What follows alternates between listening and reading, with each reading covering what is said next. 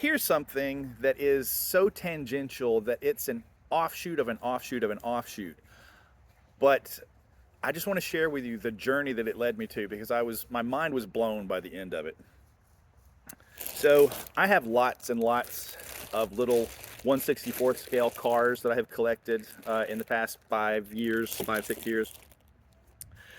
And the key to them is I always check and see if it was a model that existed in 1984. If it says 85 or above, I don't buy it. But I've bought a ton of stuff, including a whole buttload of taxicabs. 2020, I was chatting with Lauren White, who I have not credited so far in this video, but he, like Richard Ridley, was one of those people that I was talking to about various topics. Around that same time, Greenlight brought out a set of cars from the A-Team. A little light blue car, a little white car, and a taxi cab, all from specific 80s episodes. I didn't think anything of it until Lauren said, by the way, the episode of the A-Team that taxi cab is from, Ernie Hudson is in it. Well, I have to buy that one. So here, among all of my yellow taxi cabs, is this one Lone Star taxi cab from the A-Team episode with Ernie Hudson. So I thought I might include that in the sinkhole topic. That's sort of interesting. And it was a conversation that grew out of, working on this diorama. I mean, it's funny. I never thought I'd be doing another Ghostbusters related video where I was talking about the A-Team or Mr. T, but here we are. Hey man, we didn't do nothing but lose. And that's the impression that we made. Check the description down below and I'll give you a link to that other Mr. T Ghostbusters video. I was rather proud of that one. And at the end of it, I actually mentioned an upcoming project that I was working on. It was the diorama. The episode aired November 1983 and was entitled The Taxicab Wars. In prep for the video, I looked up the episode of the A-Team. Had never watched it myself. Are you sure he's okay? I mean, he doesn't seem quite normal. That sock is telling the truth.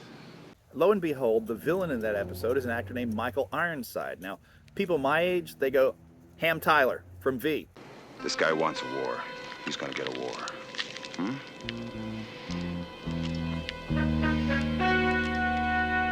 2 hours later, my brain goes, I just don't think Ernie Hudson and Michael Ironside have ever been in anything together. Oh my God! They were in Space Hunter, Adventures in the Forbidden Zone from 1983 that I only ever saw on cable, and I've never even seen it in 3D. Yes! You sure have come a long way from Monday Night Football. Fool!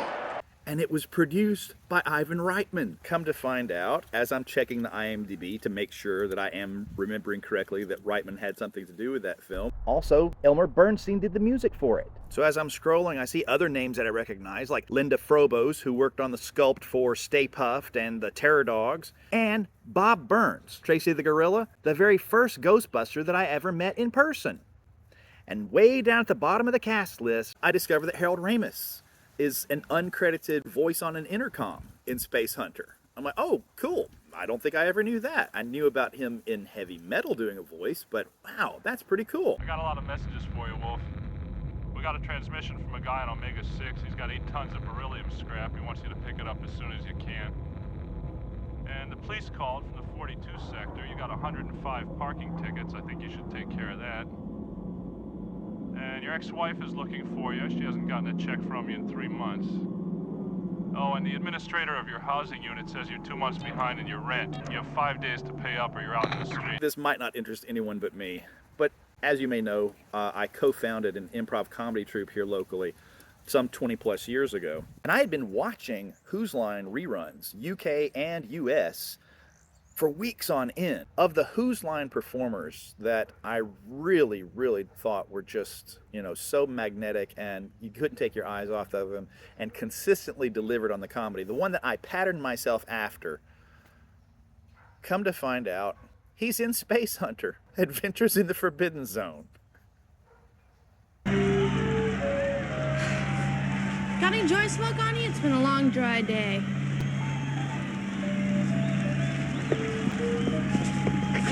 Any candy? Dillies, blow-up snappers? No? Okay, well, I'll just go someplace else. You can ask the chemist. Colin Mochry's first film role was Space Hunter.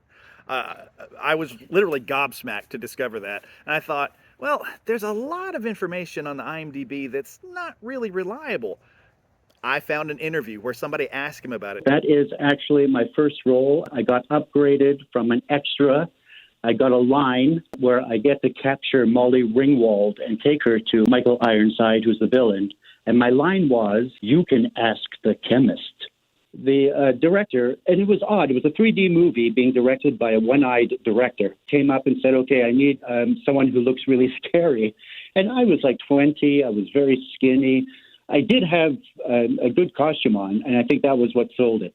It was a 3D space opera. It was supposed to rival Star Wars, and it didn't quite.